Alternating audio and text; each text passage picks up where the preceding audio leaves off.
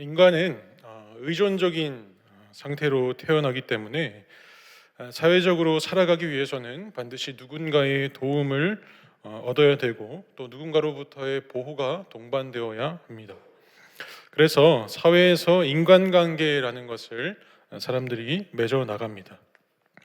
이때 대부분은 공통적인 목적을 가진 곳에서 관계를 쌓아 올리고 또 친밀하게 지내죠. 예를 들어서 학교라는 소속에서 친해진다든지, 직장 생활을 하면서 맞는 동료를 찾아서 친해진다든지, 또 아파트 주민과 또 친해진다든지, 교회를 다니면서 부서나 구역 모임을 통하여서 그 관계가 친해지는 경우가 있습니다.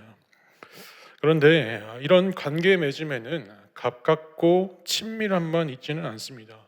관계 안에서 깨지는 것도 있고 헤어지는 것도 있고 끊어지는 경우도 있죠. 이때 그렇게 해야겠다라는 기준은 사람마다 천차만별입니다. 그러나 분명한 것은 관계가 깨지는 요인은 우리 스스로가 생각했을 때 절대로 용서하지 못할 만한 일이 발생했을 때일 것입니다. 누군가는 이기적인 행동을 하는 사람과 관계를 중단하기도 할 것이고, 또 누군가는 물질로 힘들게 했을 때 그 관계를 끊어내기도 할 것이고, 또 어떤 사람은 말을 옮기는 것 때문에 그 사람과 관계를 끊어버릴 수 있습니다. 저와 여러분도 마찬가지로 관계를 끊어도 아쉽지 않을 만큼 이것만은 참지 못하겠습니다 라는 것들이 하나씩은 있을 것입니다. 하나님도 인간을 창조하시고 나서 그 인간과 직접적인 사귐과 교제를 행하셨지만 관계를 끊어도 아쉽지 않을 만큼 싫어하시는 것이 있었습니다. 그것이 바로 불순종으로 인한 죄였습니다. 창세기를 살펴보면 1장은 하나님께서 천지 만물을 창조하셨고 2장은 아담과 하와를 에덴 동산에 두시면서 직접적인 사람과의 사귐이 있었던 장입니다. 그런데 이제 2장을 보니까 2장에 적혀 있는 25절 이 말씀만 지나면 곧바로 3장이 시작되는데 이때 하나님과 사람과의 관계가 깨지는 사건이 곧바로 등장합니다. 하나님께서 천지 만물을 지으시고 난 뒤에 사람을 지으시고 하신 말씀이 분명 심히 좋다라는 말씀을 하셨지만 사람과의 관계를 불순종하여 죄를 짓는 인간과는 매몰차게 끊어내십니다. 인간이 죄를 짓는 상황이 그렇다고 해서 그렇게 어려운 시험인 것 같지도 않았습니다. 3장 1절 말씀에 보면 뱀의 질문이 복잡하거나 많지도 않았습니다. 딱 한 가지 질문이었습니다. 하나님이 정말로 너희에게 동산 모든 나무의 열매를 먹지 말라 하시더냐. 여러분, 이 뱀을 통한 사탄의 말은 교묘했습니다. 창세기 2장 16절 17절 말씀에 보면 여호와 하나님이 동산 각종 나무의 열매는 네가 임의로 먹되 선악과만 먹지 말라라고 하셨습니다. 선악과 빼고 다 먹을 수 있다는 말씀인데 하와의 대답이 달라졌습니다. 3절 말씀에 보면 하나님이 중앙에 있는 것을 먹지 말라 하셨다. 그리고 먹으면 죽을까 하노라. 반드시 죽는다라는 이 말씀에서 50% 확률로 살 수도 있고 죽을 수도 있다라고 하와가 답을 합니다. 이때 사탄은 하와의 말을 듣다가 그 틈을 발견하고 나서는 결코 죽지 않을 것이라고 하나님의 말씀을 거짓으로 둔갑시켜 버립니다. 여러분, 사탄이 참 예리하지 않습니까? 이게 사탄의 본성이라서 그렇습니다. 요한복음 8장 44절 말씀에 보면 예수님께서 사탄을 뭐라고 하셨냐니 사탄을 거짓말쟁이이며 거짓의 아비이다 라고 표현하셨습니다. 마가복음 4장 15절 말씀에는 사탄은 뿌려진 말씀을 빼앗는 자다라고 표현하고 있거든요. 즉 사탄은 하나님의 말씀을 믿지 못하도록 하는데 전력 투구하고 있는 대적자임이 분명합니다. 이때 사탄의 방식이 치졸한 것 같지만 보기에는 굉장히 야비한 것 같지만 분명한 이유가 있습니다. 사탄이 아무리 영물이고 인간보다 더 간교하고 지혜가 뛰어나다고 하지만 직접적으로 인간에게 해를 입힐 수 없는 권한이 부여되어 있지 않았기 때문입니다. 욥기 말씀에 보면 사탄이 욥을 시험하기 위해서 어떻게 하였습니까? 소유물을 빼앗고 뼈와 살을 치는 일까지 행하였지만 하나님께서 사탄에게 빠지지 않고 하셨던 말씀이 욥은 건들지 마라, 욥의 생명은 뺏지 말라라는 명령이 있었습니다. 그러니까 사탄은 사람에게 직접적인 해를 입힐 수 있는 권세와 권한이 전혀 없기 때문에 인간 스스로가 하나님의 말씀을 왜곡시킬 수 있도록 교묘하게 유혹하는 방법을 택해서 인간 스스로가 죄의 칼을 스스로가 찔러 죽게 하는 방법을 만드는 것이 마귀의 계략입니다. 그래서 반드시 죽는다고 말씀하셨던 하나님 말씀에 사탄은 죽지 않는다고 거짓으로 답한 것이고, 거기에 더해서 눈이 밝아져 하나님과 같이 된다고 미혹시킨 것입니다. 그러자 어떤 변화가 일어납니까? 아담과 하와는 하나님이 금하셨던 선악과를 자신들의 손으로 직접 따먹고 맙니다. 그렇다면 그 결과는 정말 사탄의 말대로 하나님과 같이 되었습니까? 실제로는 하나님의 능력과 하나님의 위엄과 권위와 성품 어느 것 하나도 똑같아지지 않았습니다. 그러나 하나님이 되는 것처럼 되어버렸습니다. 다시 말해서 하나님은 천지 가운데 딱 한 분밖에 계시지 않지만 이제는 각자가 죄의 눈으로 밝아져서 모두 다 하나님이 되어버린 것입니다. 그래서 선악을 판단하는 기준도 이제는 각자가 하나님이 되어버렸으니까 다 다르게 스스로가 선악을 판단하고 있는 겁니다. 서로가 다 하나님이 되었으니까 이 세상에서 누구 하나 내 잘못이라고 인정하지 않게 된 것입니다.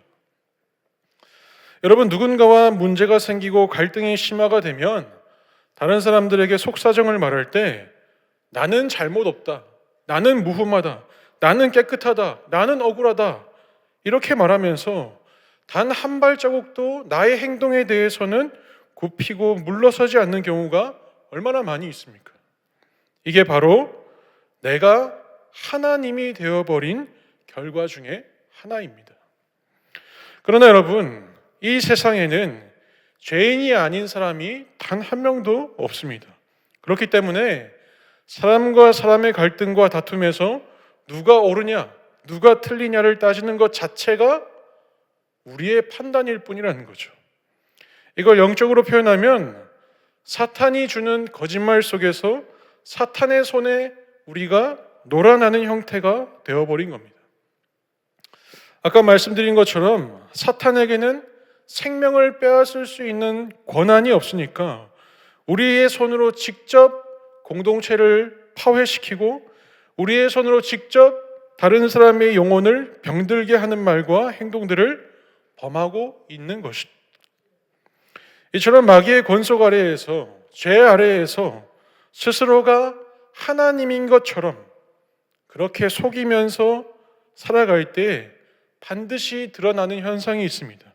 그 첫 번째가 바로 하나님과 단절된 두려움이 절대로 떠나지 않는다는 겁니다.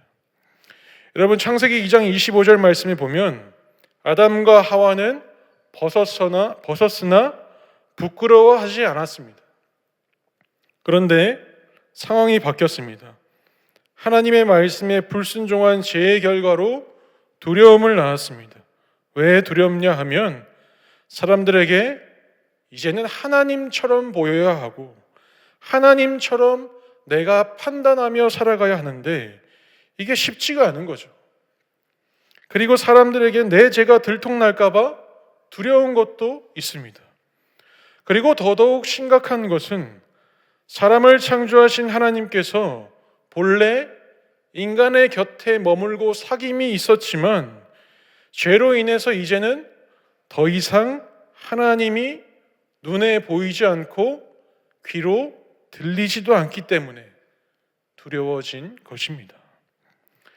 그래서 인간이 이 두려움의 증상을 잊어버려 하기 위해서 이 땅의 각종 미신과 중독을 끊임없이 만들어내고 있는 거죠. 여러분, 세상을 살아가는 사람들을 보십시오. 술과 담배와 게임과 도박과 유흥과 타로와 운세와 철학과 여러 가지 것들이 이 땅에 만연해 있지만 여기에 몰두하고 딴 생각을 해보려고 해도 어떻습니까? 두려움의 진정한 원인을 해결할 수 없습니다. 아담은 죄를 짓고 나서 자신이 주인이자 하나님의 역할을 대체했습니다. 스스로가 하나님이 되었기 때문에 스스로가 자신의 부끄러움을 판단했고, 그래서 무화과 나무 잎으로 치마를 엮고 자신의 몸을 가리려는 의지를 보였습니다. 그런데 여러분, 무화과 나무 잎이 어떠냐면 잎을 꺾어서 그 잎을 이용할 때 반나절 안에 충분히 시들어 버리는 그런 약한 나뭇잎이라고 합니다.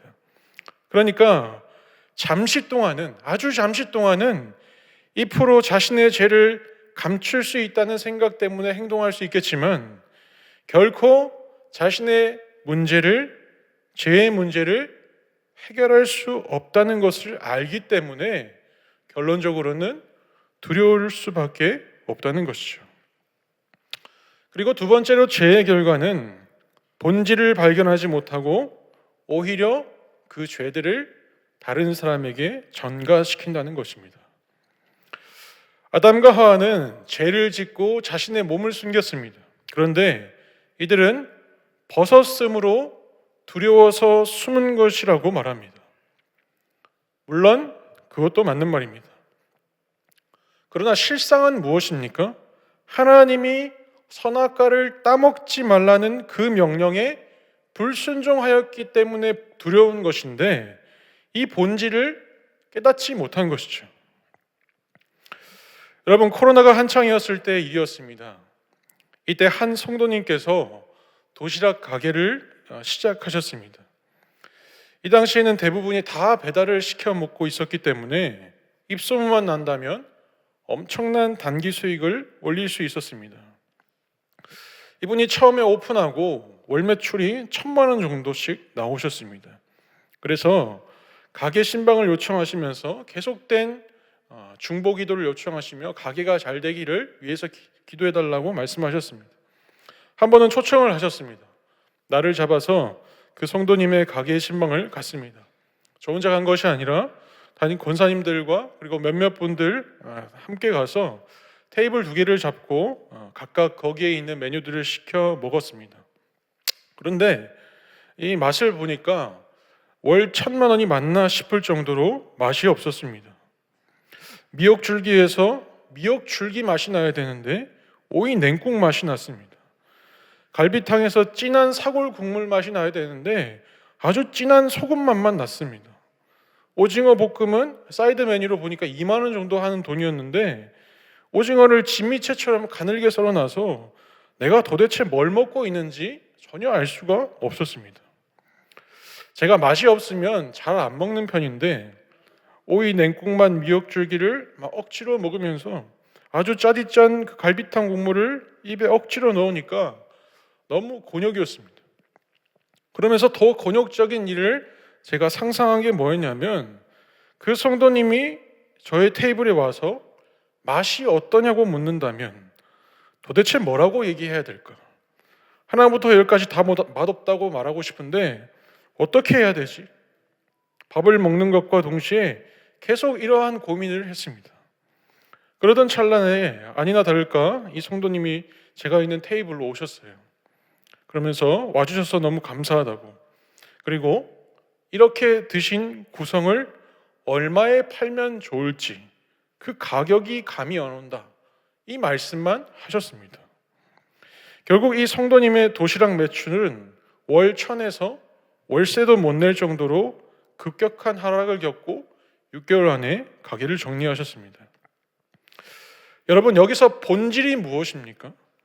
그 재료의 맛, 그 음식의 맛을 내는 것이 가게의 본질이지 않습니까? 그런데 이 본질을 놓치고 계속해서 도시락 구성을 해서 얼마에 해야 팔릴까를 연구하셨습니다. 여러분, 창세기 3장 11절 말씀에 보면 하나님께서 아담에게 본질을 질문하십니다. 3장 11절 말씀을 우리 함께 읽어보겠습니다. 시작. 누가 너의 벗었음을 내게 알렸느냐? 내가 너에게 먹지 말라 명한 그 나무 열매를 네가 먹었느냐? 하나님은 아담이 죄의 본질을 찾기를 원하셨습니다. 이때 하나님이 금기하신 선악과를 따먹었습니다 라는 그 죄의 본질을 고백했다면 아담은 분명 하나님의 용서의 은혜를 입었을 것입니다. 그러나 아담은 죄의 본질을 제대로 바라보지 못하고 변명과 핑계를 댔습니다. 내가 그런 게 아니라 하나님이 주신 저 여자 때문에 선악과를 먹었다라고 답을 합니다. 죄가 무서운 이유는 다른 사람을 지목하여서 그 사람에게도 죄를 물들이기 때문입니다. 성경은 죄를 누룩에 비유합니다. 작은 누룩이 반죽을 변질시키듯이 죄는 죄를 낳는 과정을 무한하게 생산시키는 강한 힘이 있습니다. 그래서 아담은 죄를 지었지만 그 죄를 하와에게 모두 옮기려 하였습니다. 여러분, 이 얼마나 안타까운 상황입니까? 아담은 하나님이 주신 하와를 보고 너무 기뻐서 창세기 2장 23절 말씀에 보면 내 뼈 중에 뼈요 살 중에 살이라고 감탄하고 경이롭게 여겼던 사람이었습니다. 그런데 자신의 죄를 감추기 위해서 하나님이 주신 여자 때문이라 탓하며 어쩔 수 없이 먹은 것처럼 자신의 죄를 포장하였습니다. 그렇다면 죄의 원인으로 지목받은 하와는 어떻게 하였습니까? 하나님의 명령을 거역한 나의 잘못이 아니라 뱀 때문에 먹은 것이라고 또다시 죄의 책임을 전가시켜 버렸습니다. 여러분, 죄로부터 구원받은 방법은 다른 게 아닙니다. 하나님 앞에 서서 자신의 죄의 본질을 보고 내가 그 죄인이라 시인하고 회개하는 것이 필요합니다. 그리고 그 죄로부터 건져주실 수 있는 예수 그리스도를 믿음으로 말미암아 구원의 은혜를 얻고 다시 창세기에서 하나님이 창조하셨던 아담과의 관계의 때의 말씀으로 회복될 필요가 있는 것이죠. 왜 그래야 하는지 창세기 1장 26절에서 28절까지 말씀 우리 다 같이 한번 읽어보겠습니다. 시작. 하나님이 이르시되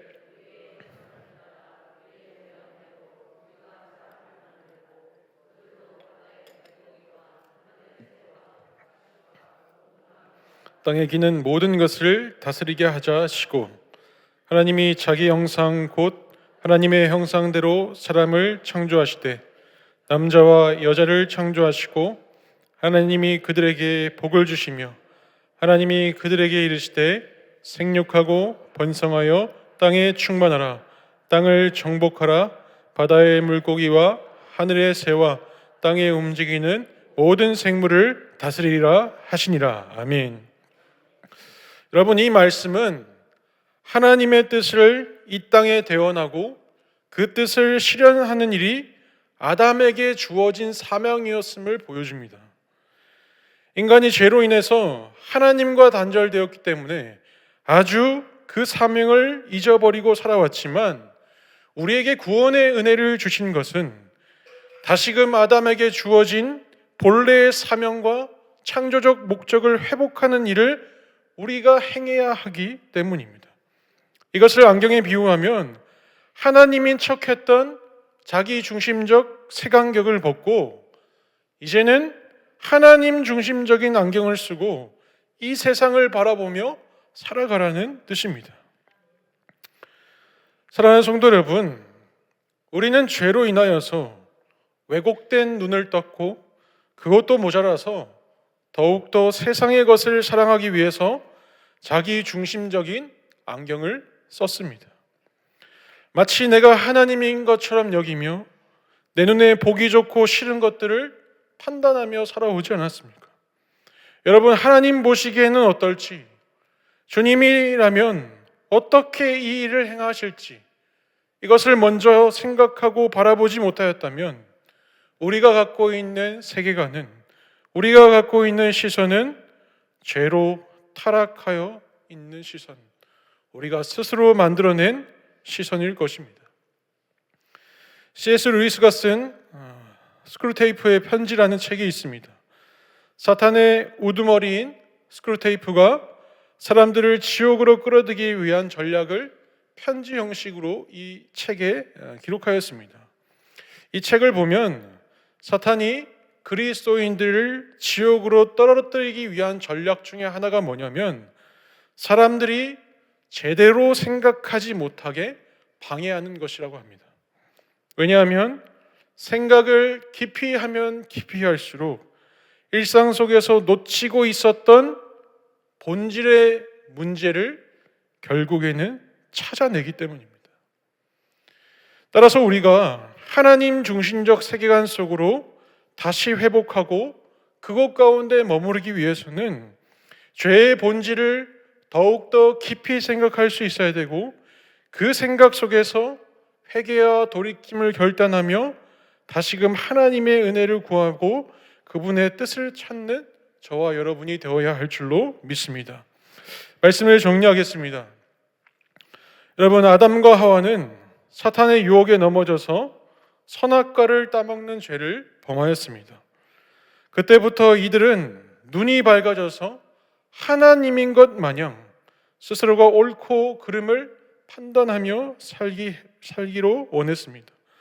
스스로가 죄가 나에게는 없는 척 위장하였고 스스로가 들어옴을 극복할 수 있다고 착각하였습니다.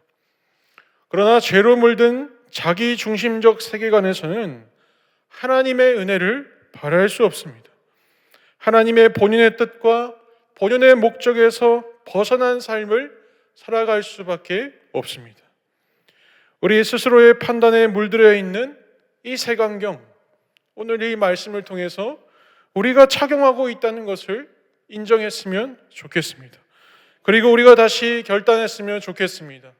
우리 중심적인 이 안경을 벗어날 수 있도록 성령의 도우심을 구하며 다시금 하나님 중심적인 안경을 껴서 예수 그리스도 중심적인 사고를 가져서 세상 가운데 하나님의 마음과 시각으로 영혼을 바라보고 세상을 향한 마음을 가질 수 있는 저와 여러분이 되시기를 주님의 이름으로 축원합니다. 기도하겠습니다. 사랑의 하나님 아버지, 감사합니다. 우리는 죄로 인하여서 우리 스스로가 하나님인 척하며 죄로 인하여서 색안경을 끼며 사람들을 판단하고 정죄하였습니다. 하나님, 오늘도 우리는 이 안경을 끼며 하나님 없는 삶을 살아내고 있었습니다. 그러나 주님, 오늘 말씀을 통하여서 다시금 우리의 죄를 고백하며 주님께로 돌이키기를 원합니다.